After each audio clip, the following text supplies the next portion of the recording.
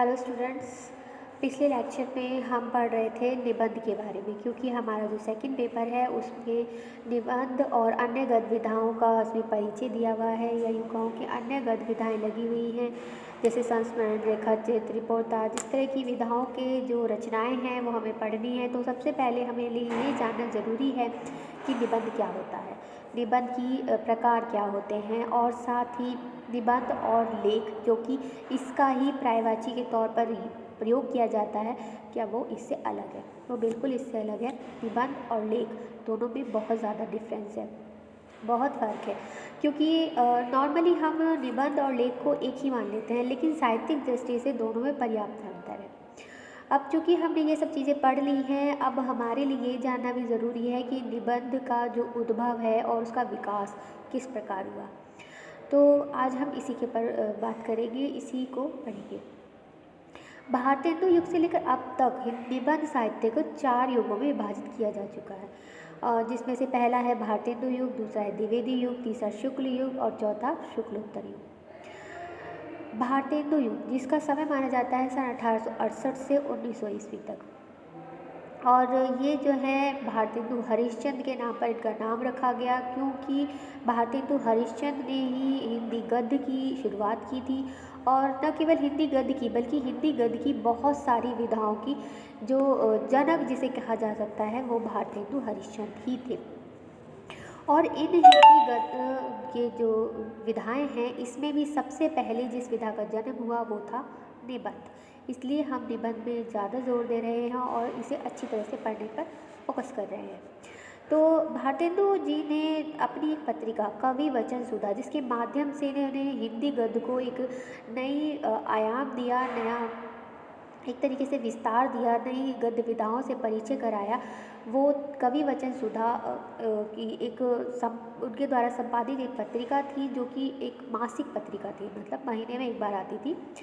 और इसका जो भारतेंदु हरिश्चंद्र है, यद्यपि उनका जो देहावसान था, जो मृत्यु थी उनकी, वो 1885 में हो गई थी, लेकिन फिर भी भारतेंदु युग को उनकी मृत्यु के तुरंत बाद ही नहीं माना गया, बल्कि उससे आगे 1900 ईस्वी तक इसका समय माना जाता है, क्योंकि भारतेंदु युग की समाप्ति उनके समकालीन लेखकों द्वारा बाद में रचित कृतियों को ध्यान में रखते हुए स्वीकार की जाती है, जो कि 1900 ईस्वी तक मानी जाती है।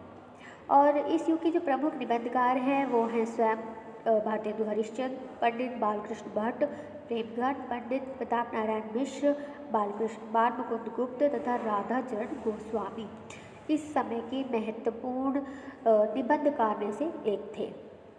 अब बात करते हैं द्विवेदी युग के बारे में। तो द्विवेदी युग का जो समय है वो सन 1900 से 1920 तक माना जाता है, और जिस प्रकार भारतेंदु युग में भारतेंदु हरिश्चंद्र ने महत्वपूर्ण कार्य किया और इसीलिए उनका नाम पर पहला युग का नामकरण किया गया, उसी प्रकार द्विवेदी युग में महावीर प्रसाद द्विवेदी जी का नाम उल्लेखनीय है, जिसके नाम के आधार पर जो दूसरा युग है द्विवेदी युग, इसका नामकरण किया गया है।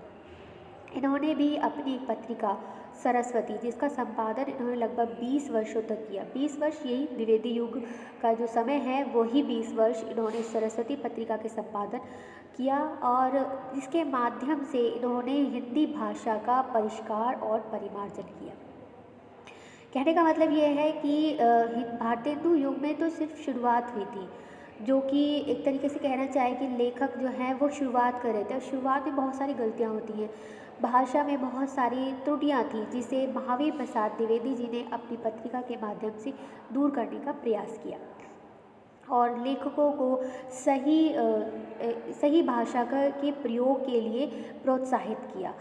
वो स्वयं उन निबंधकारों के या लेखकों की रचनाओं को सही करते थे, उनकी त्रुटियों को सही करते थे और फिर उन्हें वापस भेजते थे, ताकि वो जो हैं उन्हें एक सही भाषा का प्रयोग करने का तरीका उन्हें समझ में आए।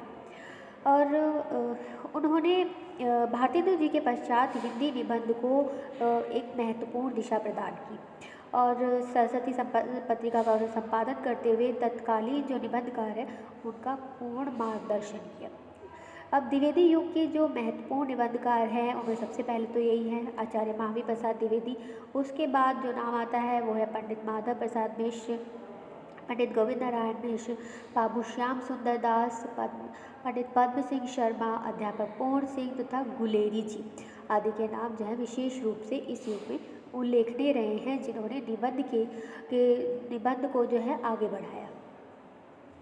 अब बात करते हैं शुक्ल युग की। शुक्ल युग, जिसका समय माना जाता है 1920 से 1940 तक, और इस युग का जो नामकरण है शुक्ल युग, ये वास्तव में हिंदी निबंध के क्षेत्र में आचार्य रामचंद्र शुक्ल के कारण इन्हें इस युग का नामकरण किया गया है।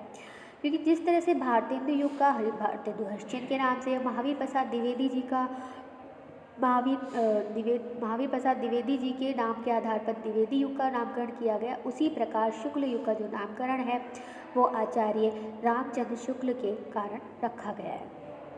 क्योंकि इन्होंने भी अपने पूर्व जो भारतेंदु हरिश्चंद्र और महावीर प्रसाद द्विवेदी की भांति ही हिंदी निबंध को एक महत्वपूर्ण दिशा प्रदान की। एक तरह से कहना चाहिए कि हिंदी निबंध और अन्य गतिविधियों को एक प्रौढ़ावस्था तक एक गंभीर और उचित दिशा जो दी थी वो रामचंद्र शुक्ल ने ही दी थी। एक तरह से देखा जाए तो भारतेंदु हरिश्चंद्र के समय में हिंदी निबंध और अन्य गतिविधियाँ जो हैं वो एक बाल्यावस्था में थी। महावीर प्रसाद द्विवेदी के में वो थोड़ा सा बड़ी हुई और थोड़ा सा सीखने, एक तरीके से जैसे जिस उम्र में बच्चा सीखता है कुछ और अपने आप में कुछ सुधार लाता है, वो युग जो था वो द्विवेदी युग था। लेकिन जब वो पूरी तरीके से अपने समझ विकसित कर लेता है, वो युग था शुक्ल युग। शुक्ल युग में हिंदी निबंध और अन्य गतिविधियों में पूर्ण रूप से प्रौढ़ता आ चुकी थी, और जिसका पूरा श्रेय जो है रामचंद्र शुक्ल को जाता है। उनके कारण ही हिंदी निबंध की गति में तीसरा मोड़ उपस्थित हुआ। उनके निबंधों में चिंतन की मौलिकता, विवेचन की गंभीरता, विश्लेषण की सूक्ष्मता और शैली की प्रौढ़ता एक साथ उपलब्ध है। उनके निबंधों का विषय अत्यंत सूक्ष्म और गंभीर है, और इसके साथ ही उनकी व्यक्तिक भावात्मकता और व्यंग्यात्मकता का दर्शन भी स्थान स्थान पर होता है।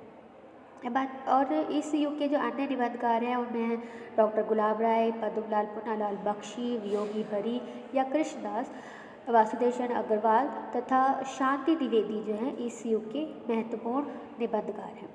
अगला है शुक्लोत्तर युग। सन 1940 से अब तक के काल को शुक्लोत्तर युग कहा जाता है, और शुक्लोत्तर युग के निबंधकारों में doctor Hazari Prasad Dwivedi, Jainendra Kumar, doctor Nagendra Mahadev Verma, doctor Ramvilas Sharma, अमृत राय, आचार्य नंद दुलारी वाजपेयी तथा डॉक्टर देवराज आदि के नाम विशेष रूप से उल्लेखनीय माने जाते हैं। इसके अलावा जो नवीनतम निबंधकार हैं उनमें प्रभाकर माचवे, विद्यानिवास मिश्र, धर्मवीर भारती, शिव प्रसाद सिंह, कुबेर नाथ राय और कन्हैया लाल मिश्र का नाम उल्लेखनीय है। हास्य व्यंग्य लेखकों में बेढंब बनारसी, हरिशंकर परसाई, केशव चंद्र वर्मा, लक्ष्मीकांत वर्मा और रविन्द्रनाथ त्यागी, साथ ही शरद जोशी और नरेंद्र कोहली विशेष रूप से चर्चित रहे। इनकी रचनाएं विविध पत्र पत्रिकाओं में निरंतर प्रकाशित होती रही, जिन्होंने कि हिंदी निबंध और अन्य गद्य साहित्य को एक विशेष दिशा दी, एक नवीन मोड़ दिया, जिसकी वजह से हिंदी निबंध और अन्य जो गतिविधियाँ हैं जैसे कि आपकी संस्मरण हो गई, रेखा चित्र हो गया और जीवनी, इन सब जो विधाएँ हैं इसमें नवीन प्रयोग किए गए, नवीन एक तरीके से कहना चाहिए कि इन्हें एक नया आयाम दिया। तो ये था हमारा हिंदी निबंध का उद्भव और विकास। आज के लिए बस इतना ही। अगले लेक्चर में हम इसमें जो हिंदी निबंध की अन्य विधाएँ हैं उस पर चर्चा करेंगे। तब के लिए थैंक यू।